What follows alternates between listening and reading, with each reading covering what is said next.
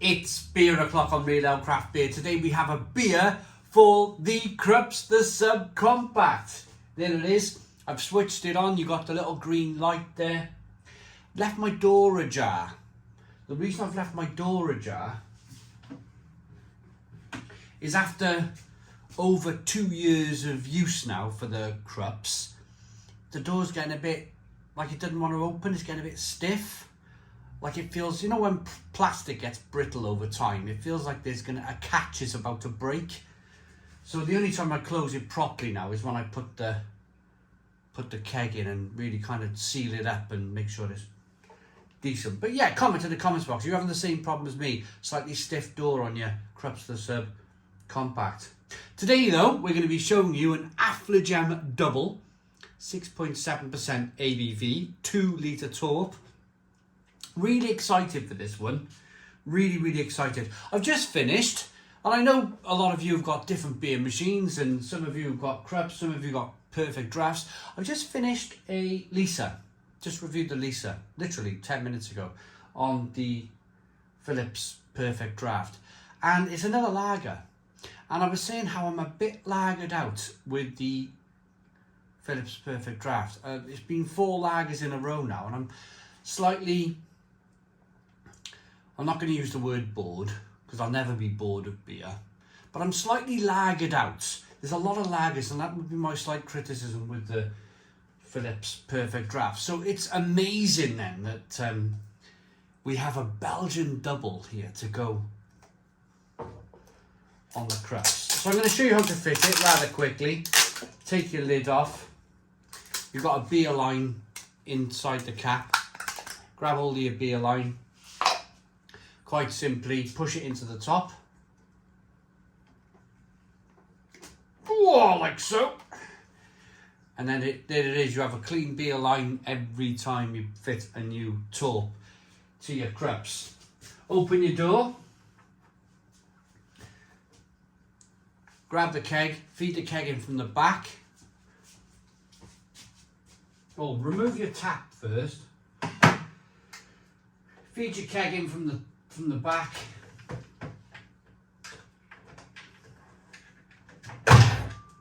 Push it in. Click your beer line into position. Oh, I shut the door. Fit your tap,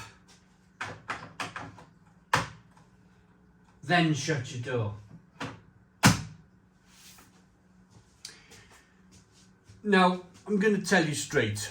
I'm going to be honest. I'm always honest. I don't really mind too much. That light is probably going to go red. Reason being, I don't want to drink a Belgian double at 3 degrees. You're going to lose all that flavour, all that loveliness, all that Belgian yeasty loveliness. It's all going to go away. All the malt flavour is going to go away because it's just too cold. It's just too cold. So you can hear the fan kicking in already. Can you hear that? It's already trying to chill this down to 3 degrees. Now, you're not supposed to do that. But I'm going to say on this occasion, I know better. I know. Yeah, there we go. It's gone red. It's telling you not to pour the beer. I don't want my beer at 3. I'll correct myself. A lager? Fine. 3 degrees. Perfect. Belgian double. It's ambient temperature in here. I've had the kegs stored down on the floor. I'll show you. If I go lower, you can see my kegs down there by the bike tyre. That's where they're stored. It's about 8 degrees in here this morning. 8-9 degrees. Perfect. Perfect beer drinking temperature for a Belgian double. So let's go ahead and give it a pour. Pour some beer through the line.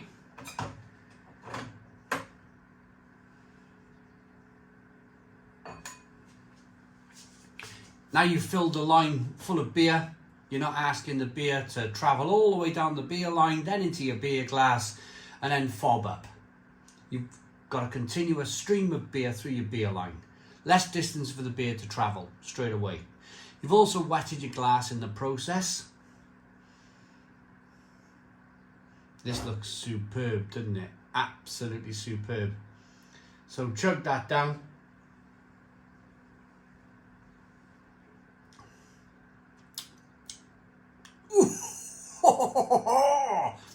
Wet glass. Let's pour a beer. This is terrific. Oh my goodness me.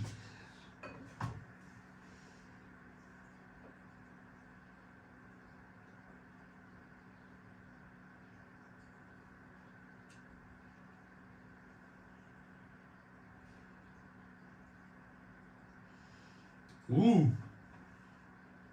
My keg is not making that usual pressurized noise. It's just dribbling. Look.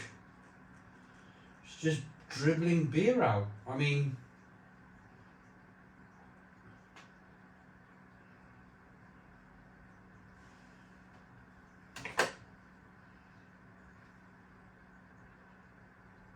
right, okay. I mean, that's perfect for me. I don't mind that because I got a nice glass of beer. But let's open the door. Give it a little wobble round. Yeah, there's no pressure in the keg. There it goes.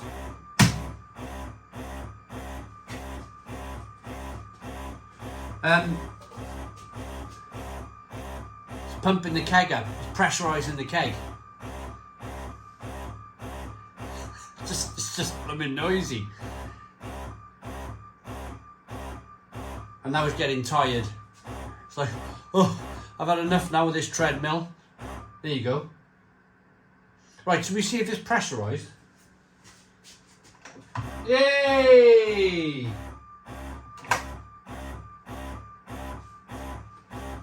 There you go. Pressurised keg of beer. So if you have that problem, it's not a common problem. That'll happen once in 20 torps. Just open the door, give it a little kind of, don't kind of mess around too much, but just give it a little wiggle.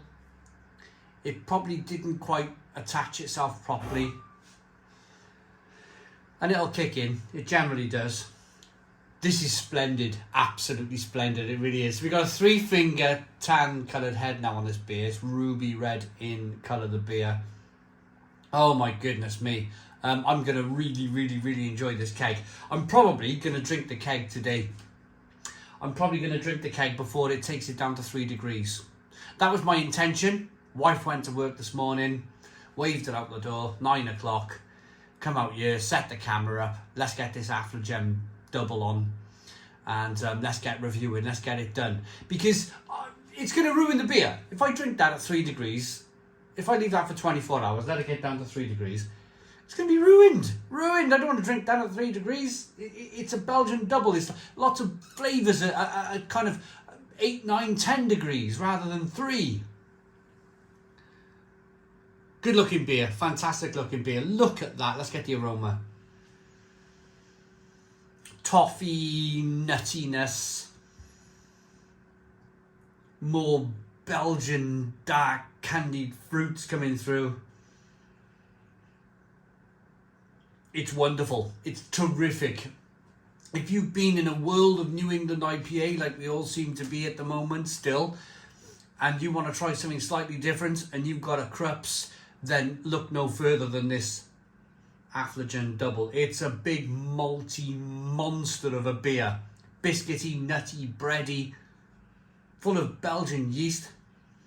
It's beautiful. Let's dive in. Cheers, everybody.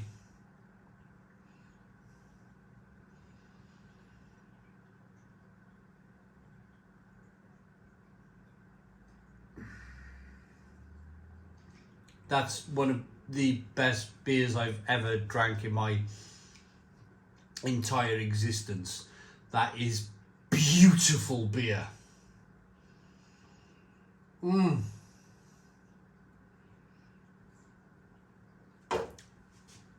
Biscuity, nutty, bready, malty characteristics come through. You're then hit by a waft of beautiful Belgian yeast. It makes me want to go in there, turn my computer on and look at flights to Brussels. That's exactly what this beer is suggesting that I do, is book a flight to Bruges or Brussels and just go and enjoy the Belgian delights that is their beer. I love Belgian beer. I gotta go to Belgium. I gotta go back. I haven't been to Belgium in 5 years. What an amazing place.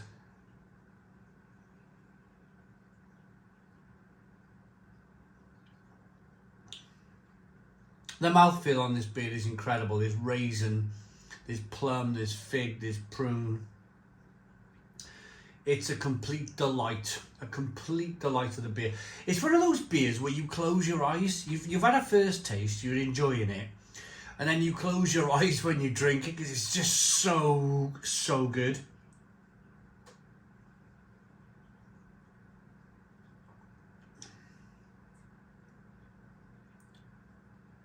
Now, I think there's a bit of history as well with Affligem.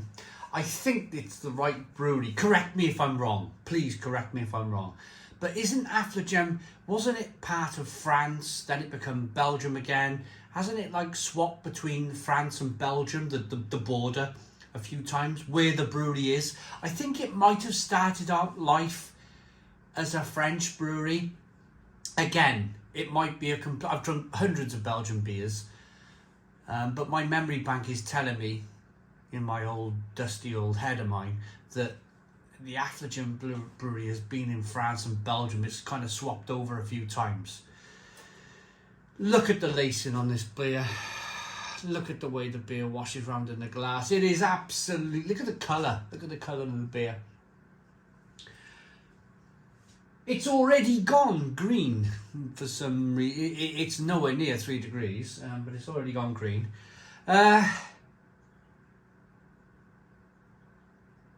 Again, it's down to you. It's down to your own personal preference. If you want to leave this beer go down to 3 degrees, then that's entirely up to you. You're going to lose a lot of flavour though. You're going to lose the integrity of this beer. If you drink it at about 8, 9, 10 degrees, you're going to get all those wonderful malty characteristics. The Belgian yeast coming through. Belgian yeast is such a classic characteristic. It's just, I'm trying, classic characteristic. It's just such, it's got such a unique taste, Belgian yeast.